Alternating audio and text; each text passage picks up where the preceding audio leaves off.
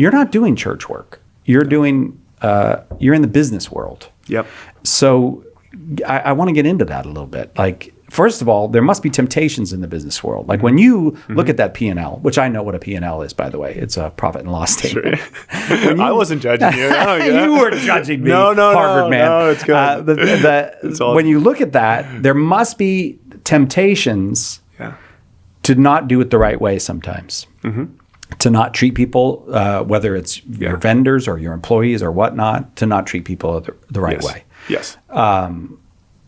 So tell me about Catholic faith and business. Yeah. I'd love to. This is something I'm super passionate about. Okay, and good. I'm trying to live well now. So I don't have it figured out. And I think this is the beauty of my role in both of these companies I'm a part of. With Red Door, I get to walk the walk of like, I am leading a company. It's got 400 plus employees now. Like we've got locations across the country. We have full production team, marketing, everything in-house. And it's a challenge to do our faith is a very high bar. Yeah, and right. And our world, let's call it our capitalistic economic society, is working against it in a lot of ways. Right. It tells you basically that just pursue your own self-interest and just do it kind of ethically, and everything will kind of work out. Right. And it's kind of like our world tells us to just outsource virtue, to like let the system be virtuous, like, but really there's no way that we transform culture without actually taking virtue seriously at the individual level. And so, I mean, some of the temptations, like, so our company was founded in a church, Red Door Escape Room, and that's what originally attracted me to the founders. Dan, Esther, and Sang were the three founders. Dan and Esther married, beautiful family. I love them. And Sang also married now, a beautiful family, and they're founded in a church. And so our company's got biblical roots to it and biblical values. And we think of our values kind of like the walls of the castle. So our values screen what gets in. Okay. And then our behaviors within the castle, our culture, our practices, the way we talk, the things we do is what happens within the castle walls. And that's either like the city of God or the city of man. And so we've kind of taken that very literally. Like we're on a mission, and you know the city analogy kind of breaks down. But like we're only here for so long, so we're pilgrims on this journey, and our mission's to deepen relationships between people through creative entertainment. So in a world that's isolated, we bring people together. We think the devil disperses. We bring people together to have a meaningful moment with folks that they probably don't get that many meaningful moments with. Colleagues, even family, a lot of times coming back for the holidays. Like the last time you worked on something with your kid. Maybe not since their homework assignment in 7th grade. Or project. I couldn't do the 7th grade. I stopped at about 4th grade trying to help them with homework. But thank you for that vote of confidence in my intellect. Right. It doesn't happen that often. No, I see what you're saying. Yeah, you don't get there. Anyways, our mission is broader than just escape rooms. We like to think we're doing our mission, whether it's escape rooms, whether it's live game shows, which we're about to roll out soon, and like do all sorts of fun stuff. But it's a Catholic social teaching aligned, oriented mission. Yeah. Biblical values. Right. And then you put the values out there, and you let the team be honest on whether or not you're living them. Oh, they get to challenge you. Oh, on this. Yeah. Are we living? What form does that take? Like in a practical way. I work for you. How do I challenge the values of the company? 100%. So we're doing surveys multiple times a year. How well is the leadership team living their values? Everyone knows our values by heart. We go in. We got people over profit, growth over comfort, servant leadership over titles, gratitude over entitlement, authenticity over image. Like these are things that like are such temptations in today's world. Like take people over profit, for instance. COVID hits. It would have been really easy to keep our salaries and not have our families at risk. We cut salaries top down across the board to keep all our managers employed. And that's just like what we had to do. We couldn't just like keep this fat executive team at the top of the thing. That's not the right way to do that for people over profit. And it doesn't mean we don't profit as a company. Yeah. But like, for example, we're going to increase our health benefits every year. We're not where we want to be yet, but like we want to cover more, especially for people who have chronic illness, serious illness, starting families. Like, okay, it's people over profit. Yeah. It's not for the retention policy. It's because it's important to have good health.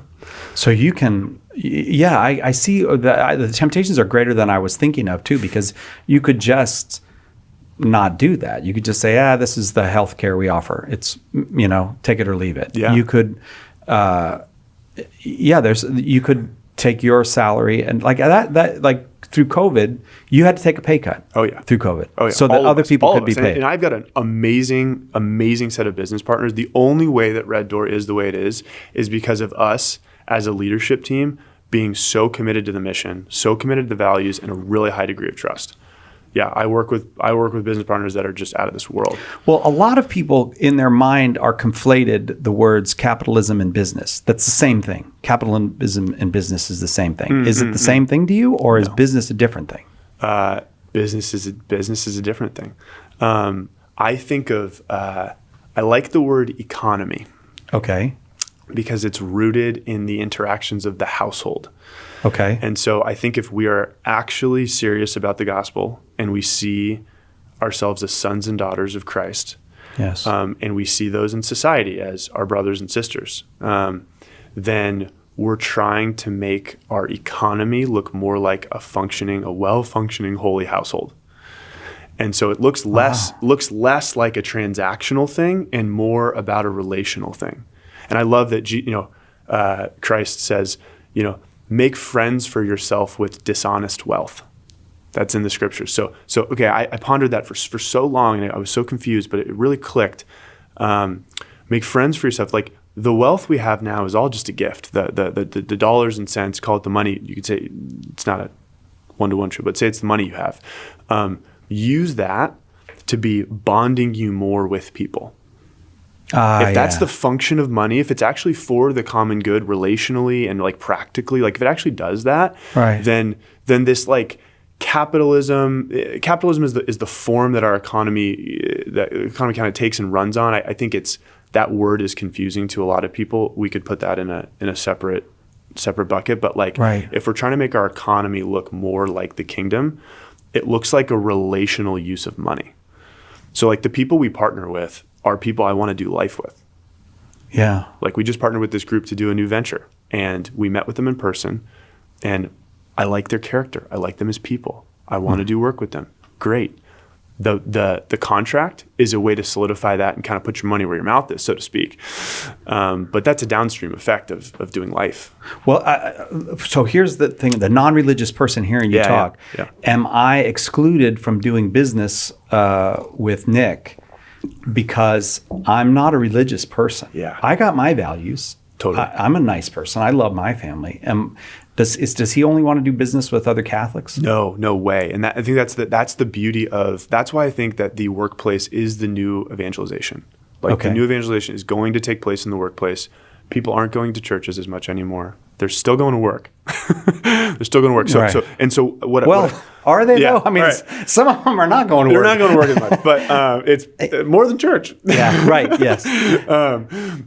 So what we believe and what I believe deeply is like the law is written on our hearts, and whether or not people realize that they have a longing for something that's greater than just this world. They're drawn to the good, the true, and the beautiful. They're drawn to virtue. And if that's a longing, hey, I want to be somebody of virtue. Like I want to be somebody of character. Like that's just deeply rooted in the Holy Spirit. And I would love to work with you. It doesn't matter what religious beliefs you would claim, because I've seen so many people at Red Door who we'll welcome people of all different faith backgrounds and all different walks of life, and that's what makes our culture great. Right. But we're all moving towards a shared mission and values, and so we're all moving a little bit closer to Christ. It's taken people just one step closer. And if what I am for somebody that works at Red Door is 2 years as a game master, and you got a little bit closer to authentic living, authenticity over image, or a little bit closer to servant leadership, oh man, I'm bringing you closer to Christ. I'm tilling the soil that the Holy Spirit will absolutely drop a seed, and it's my small part on that person's journey. Before I go I want to ask you about someone listening to this conversation says, I want to learn these principles. Yeah. Are there good, say, Catholic writers who are doing this, that for a contemporary business person that you might go, these things that I've talked about, or do I need to get you to write the book, Nick? No. Yeah. Do you see what I'm saying? Because I think you have such a comprehensive view of it. It's an integrated way of looking at your faith and your work, your family, your business, your employees. Where can people learn to do what you're doing? Yes, that's what we do at Sent. So that's okay. That's literally the tie-in, and that's what brought me. That's what brought me to care and love Sent so much, because I started with Sent during COVID with a fellowship cohort. So I was meeting every other week with a group of other business owners, wrestling through this stuff. Yeah. What should I do? How do we hire? How do I think about future planning? How do I do an org chart? And doing those things with the lens of faith, bringing faith into business, it's done in pockets places. Like, there are good frameworks out there. There's certain authors and podcasts. Like, I've listened and consumed a lot of content on this. But for those who are Catholic and for those who are leading in business, there's not really the package that's like, okay, here's what it looks like to fully allow your faith to be permeated into your business. And the reason why it's what the Catechism does, and in a lot of ways, it's like there are principles and there are specific guidelines, but to actually work it out in your company's particular healthcare policy, it's got to be worked out with the wisdom of community. It's not going to be happen. Like, I don't want to write the Catechism for Catholics that lead businesses. That's not how it's meant to be done. It's actually meant to be done with beautiful conversation and witness from people who've navigated things. This is something that just back on the faith formation piece for me, because this is like, it's all tied together. I didn't even know, I didn't think about this coming up. But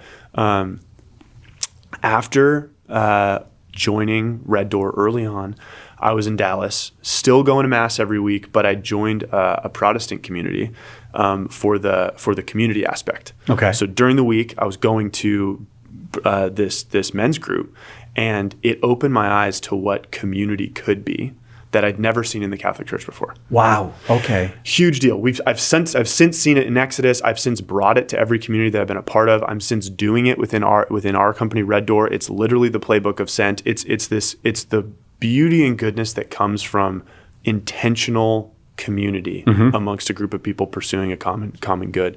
And so what I think actually happens for faith making it into business is we all do different aspects well. Okay. And when you get in a room and you have intentional conversations, people are inspired, they're sharpened in the ways that others are doing well. It's like a witness to each other. Oh man, I'm loving on my direct reports in a different way. I'm mentoring differently. I make financial decisions differently. I measure what matters differently. The scorecard that we says matter. The way that we gamify work and keep it fun. The way that we do PTO and policies is different here. And you get enough people who are intentional about their faith being a part of their work to kind of cross-pollinate within a room. And you take the red pill, like the Matrix. Like, you can't see anything different.